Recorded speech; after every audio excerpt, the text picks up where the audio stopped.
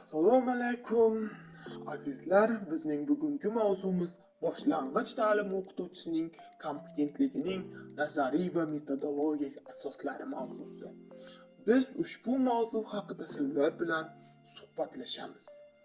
Yurtimizda va boshqa bir qator mamlakatlarda pedagog psixologiya, pedagog mahorat asoslari va nihoyat pedagog kompetensiya kabi o'quv kurslari mavjud bo'lib, ular bir-birini ko'p hollarda takrorlab keladi. O'qituvchilik kasbini o'rgatish mumkin emas, ammo uni o'rganish mumkin. Pedagog mahoratni shakllantirish o'qituvchilarni tayyorlashda markaziy o'rin egallaydi. Shuning uchun pedagog psixologiya predmetlari oliy maktablarda o'qitilib kelinmoqda.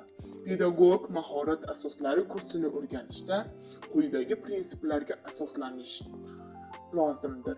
Birinchisi, o'qitishda umumiy yondashuv tamoyili. Ikkinchisi, aktiv kommunikatsiya tamoyili. Uchinchisi, pedagog faoliyatni qisqa bo'lib o'rganish tamoyili. Bu tamoyil psixofiziologik va pedagogik treninglar orqali asta-sekinlik bilan alohida usullarni egallashdir.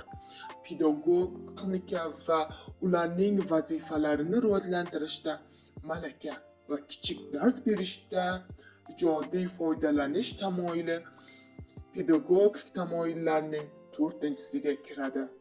5-tamoyil esa pedagoglarning yo'nalish bo'yicha yondashuv, mashg'ulotlarda mutaxassislikni hisobga olish, pedagogik mahoratni shakllantirish tamoyilidir. 6-si bilim va malakaning o'zaro bog'liqlik tamoyili. Bunda oliy ta'limning laboratoriya mashg'ulotlarini keltirishimiz mumkin. Pedagog mahorat instituti hayotini pedagoglashtirganda muvaffaqiyatli kechadi. Ayniqsa talabalar bilan birgalikda to'garaklarda, klublarda, studiyalarda ishlash foydali va zavqlidir. Oliy ta'lim o'qituvchisining amaliy tayyorgarligi uning darslar bo'yicha bilish va tashkil etish qobiliyatlari bilangina o'lchanmaydi. U bir qator metodologik, texnologik va boshqa faoliyat turlarida ham namoyon bo'la olmoq lozimdir. Faollashtirish insondagi bilim, ko'nikma, mahorat, tajriba, xulq-atvor, his-hayajon va boshqa sifatlarning potensial faol harakatga aylantirish demakdir.